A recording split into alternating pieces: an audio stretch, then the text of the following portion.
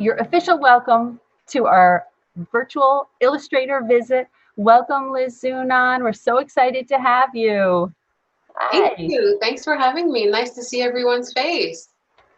So my name is Elizabeth Zunon. You can call me Liz. I live in Albany, probably pretty close to wherever you are. And I love to draw. I love to draw. I love to paint. I love to make up stories. And for my job, I illustrate books. So one of the books that I illustrated is what I'm going to read today. It's called Bedtime for Sweet Creatures. It has a lot of different animals in it. I love drawing people's faces, but for this book, I had a lot of fun looking at different animals and thinking about what animals I could draw for this book. So I'm the illustrator. That means I made the pictures, but I did not write the words. The words were written by the author named Nikki Grimes. So she wrote the whole story, every single word on every single page. Miss Nikki Grimes wrote, and then I had to draw a picture for every single page in the book. So I am going to go ahead and share my screen so that I can read all the pages to you. So this book is called Bedtime for Sweet Creatures. Words by Nikki Grimes, pictures by Elizabeth Zunon, that's me, and it was published by Sourcebooks Jabberwocky. No, no, no! You beat the word like a drum the minute I say, come, sweet creature, it's bedtime. Your eyes swell wide as owls. Let's go, I say. Woo, woo! You ask, as if you didn't know. Bear is going, I say. He'll be awfully lonely without you. Suddenly, you come running. In the force of your room, you cling to Bear. I turn back the sheets and you growl. In you both go, I say. You coil beneath the quilt, silent as a snake. Why are you hiding? I ask. Monsters! You hiss. All gone, I trumpet. You're safe. You toss your mane and roar. Order me to check beneath the bed. I kneel on the forest floor, find something wild and ferocious. Meow. If you look closely, you can see under the bed, there's a little kitty cat. Right here, right under the blanket. Your bookshelf is noisy with stories. Which one? I ask. You point, frozen like a fawn, until you hear, once upon a time. You yawn and grind your teeth like a squirrel, ready to nibble the night. I'm not sleepy, you tell me. I smile and tuck you in tight. A koala, you hang on to me for one last kiss. I love you, Mommy. I love you more. Okay, lights out, I say. Fearless tiger, you crouch, just in case, ready to pounce on goblins in the dark. Later, you bound out of bed, sly wolf on the hunt for water. Hurry, I whisper from the kitchen door. Last glass! You lope back to bed before Bear can miss you. Bathroom, you say out loud, and hop up once again. Good night, I call. Silence falls over the house. Dad and I slip into our bed. Half asleep, we hear one small toddler whisper, Mommy, can I sleep with you? I sigh and pull back the blanket. Come on, I say. And in crawl owl, bear, snake, kitty, fawn, squirrel, koala, tiger, wolf, and one very sleepy child. And that's the end. So all of the pictures from this book, I use my favorite art materials to make. So as I said, I love to draw and I love to paint. So I use my pencils. I use my paintbrushes. I use my paint. Here I've got some blue paint. And I also use a lot of paper in different colors. And with my paper of different colors, I cut out the shapes of my animals with scissors. And I glued my animals onto bigger pieces of paper with my glue sticks. So I like to make art that has a lot of different pieces, a lot of different colors, a lot of different patterns, so that the art looks very exciting and that it looks like the animals can jump off of the page. And I also love doing stories with families, families spending time together, like getting ready to go to bed, families sharing a meal together or cooking together. So I really love reading about family stories and also seeing how I can make a story in a book come alive. So I'm happy to take any questions or hear anything you guys have to say about what happens when you go to bed, how mom and dad and grandma and grandpa get you ready to go to bed. What's your favorite color? Ooh, good question. I have two favorite colors. My first favorite color is turquoise. Kind of a mix between blue and green, right? I love turquoise. And my other favorite color is pink. I love hot pink. I love hot pink. Yay. So at any time I can use turquoise and hot pink to make my art, I get really, really happy. Great question. Very happy. My friends know. Say that again. Now tell her what you were saying. Oh, now you're going to get shy? Oh. Can you say it? Go ahead. Go ahead. Go ahead on Natalie's screen. Go ahead. No, you're unmuted. She can hear you. Do you have something you need to say about when we get ready for bed? Okay. When we get ready for bed, we brush our teeth, get on our pajamas, and my mom reads us a book, and we go to sleep. Oh, so you brush your teeth, you get on your pajamas, and your mom reads you a book? I like that. Good to brush your teeth. The kid in the book doesn't brush his teeth, but I think he's brushed his teeth before he went to the bathroom to get that other glass of water. So yeah, everybody has to do, maybe 3 or 4 things before they get ready to go to bed. MT, do you guys want to ask your question? No.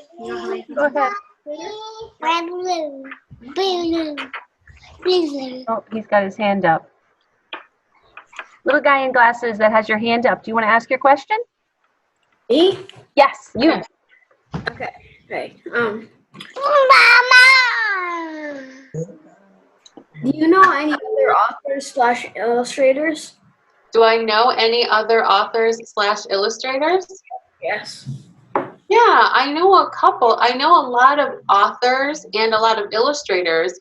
I know a couple of people that do both.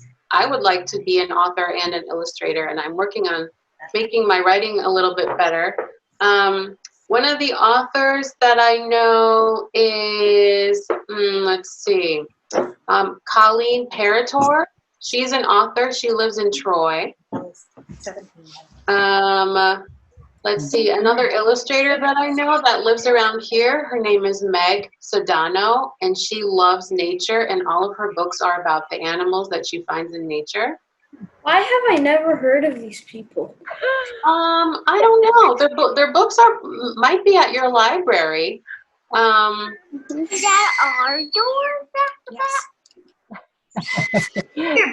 Definitely Colleen Parators are.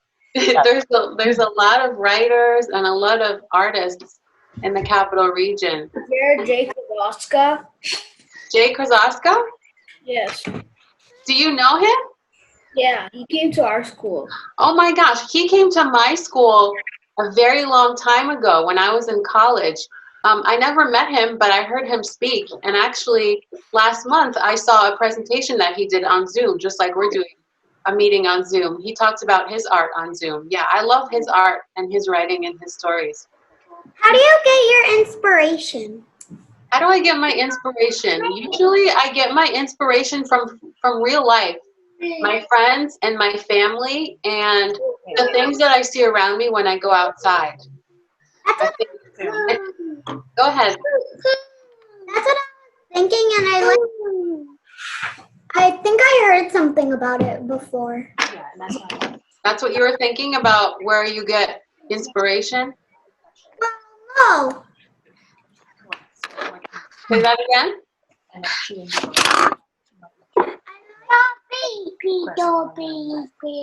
I like the book.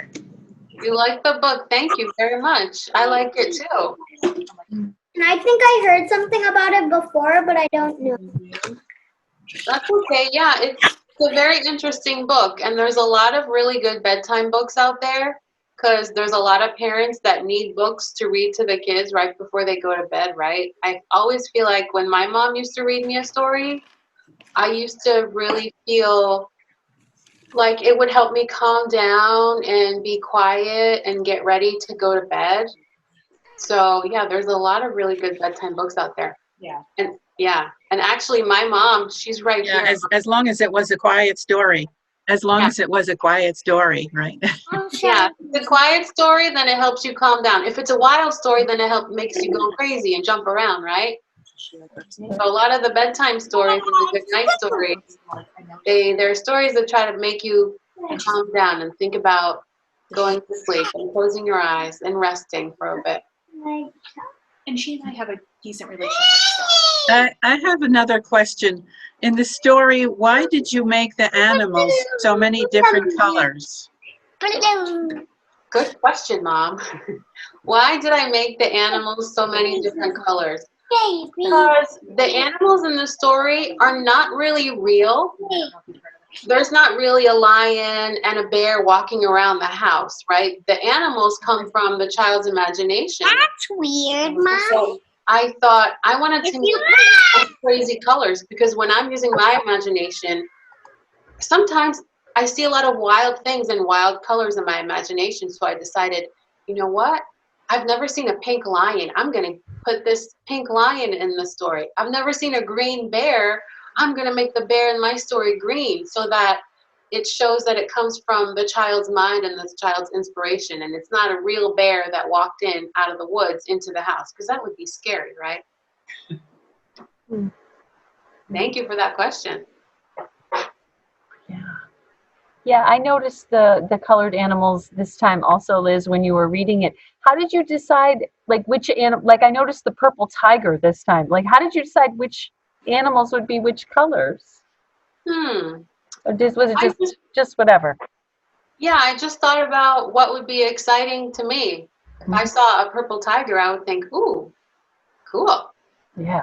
And I think first I chose all the colors that I wanted to use.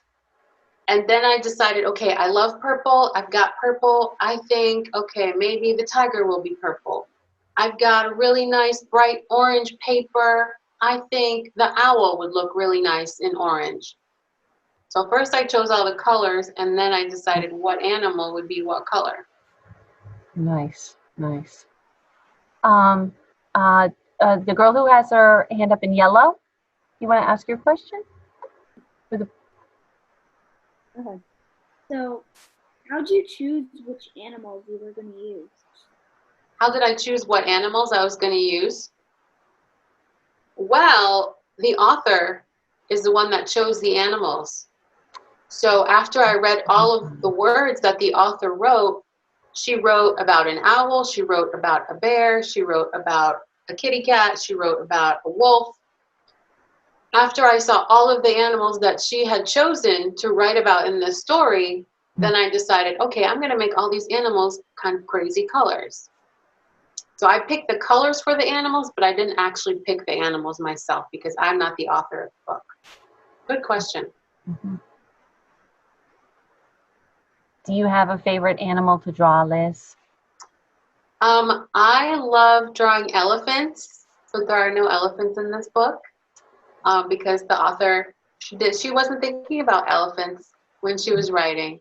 I love elephants, and lately I've been drawing a lot of camels. So I'm getting good at drawing camels. It's really hard to make a camel not look like a dog or a llama or a sheep. So I've been having a lot of fun drawing camels lately. Nice.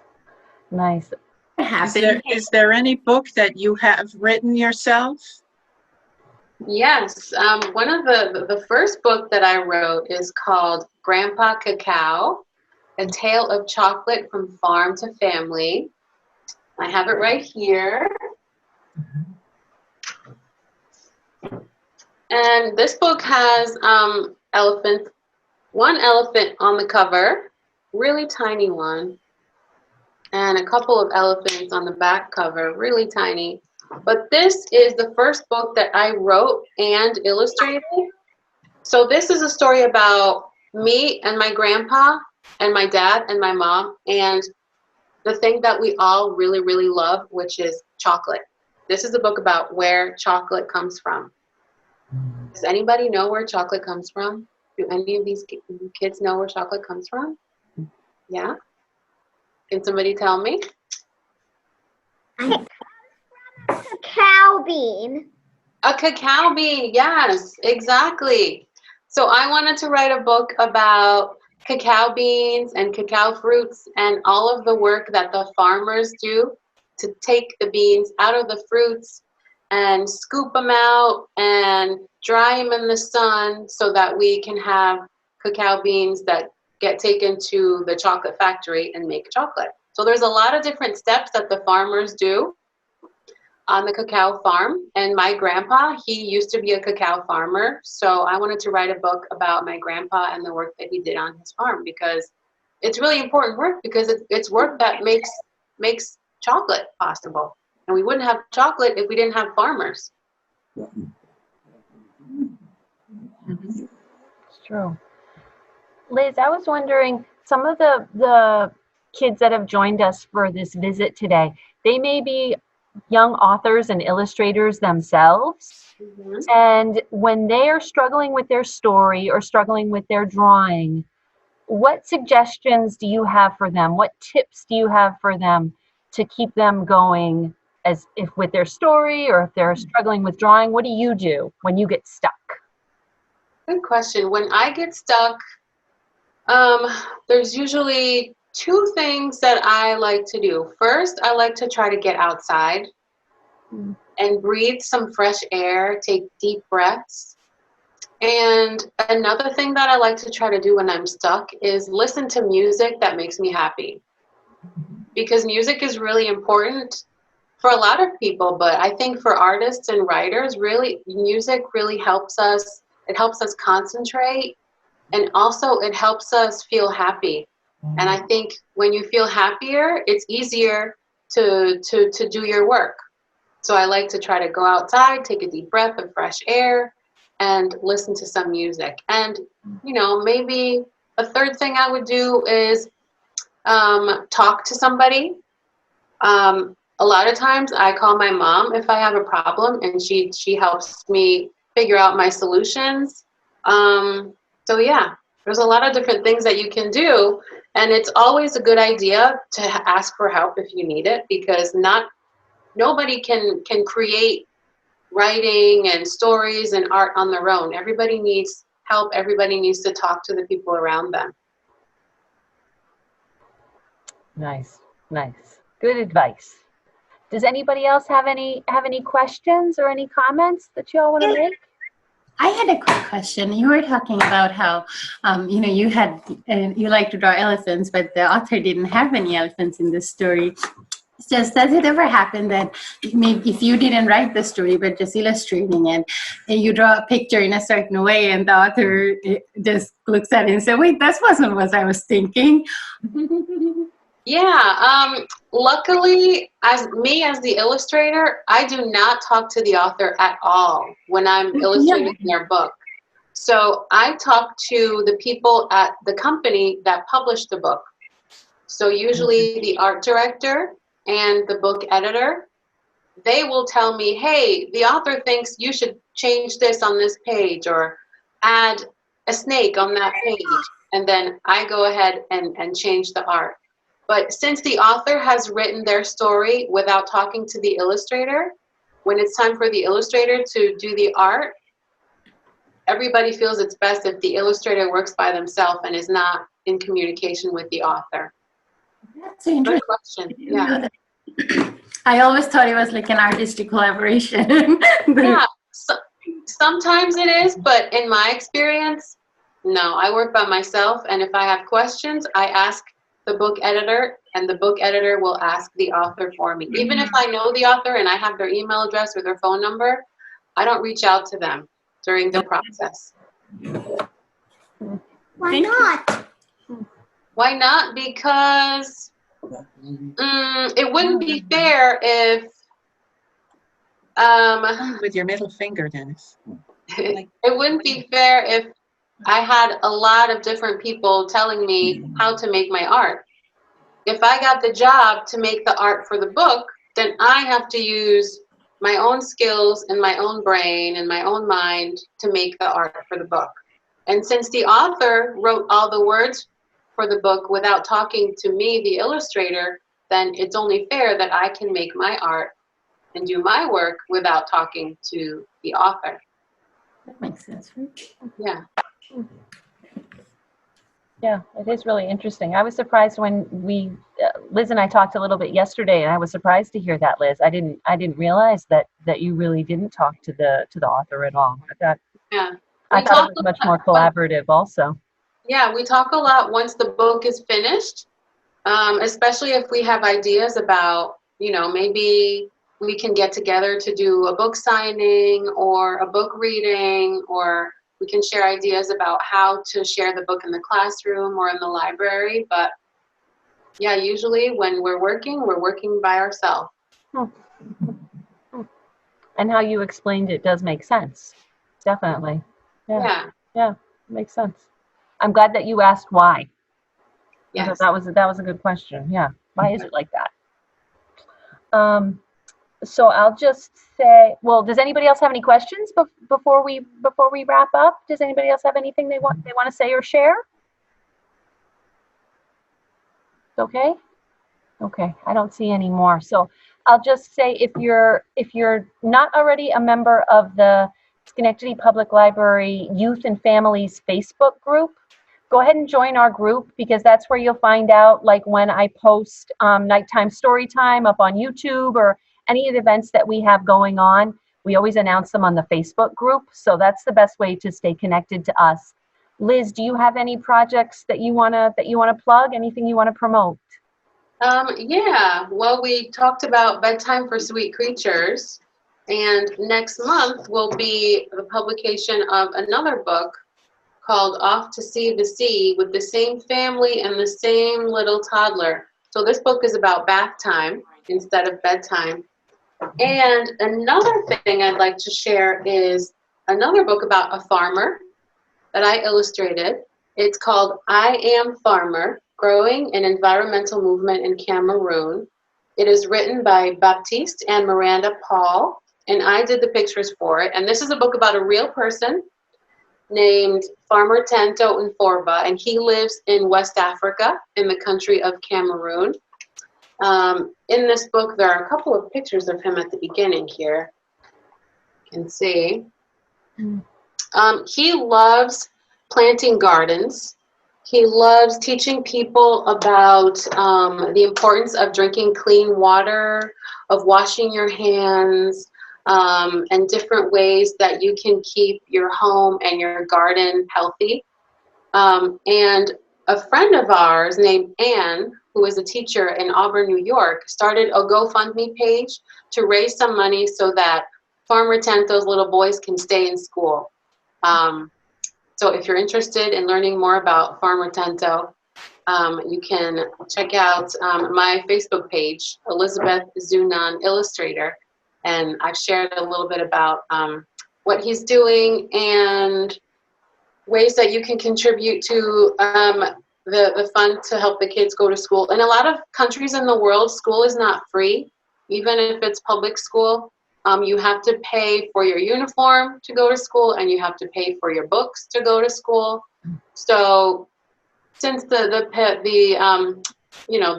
basically the entire world has been shut down for months and months and months, it's been kind of hard for Tanto and his family to earn the money that they need so that the kids can stay in school. So Farmer Tento's friend Anne has started to raise some money to try to send him, do every bit that she can to help him.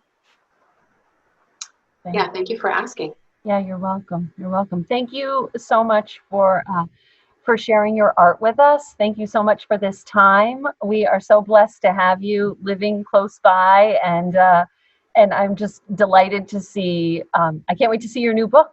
Yay! Yay! Yeah, congratulations on that. And we of course have Liz's books in the library, so make sure if there's any that you haven't read, that you haven't checked out, log on to the library website and search the catalog for Liz Zunon, and you can see more of her beautiful illustrations and her Grandpa Cacao, also her book. So thank you all for joining us today, and check out Liz's Facebook page. Make sure you join the library's Youth and Families Facebook group if you haven't, and have a great rest of your day. Have a great evening, and hopefully we'll see you soon in another Zoom. Yay, bye. Thanks, everybody. Thanks, everybody. Thank you.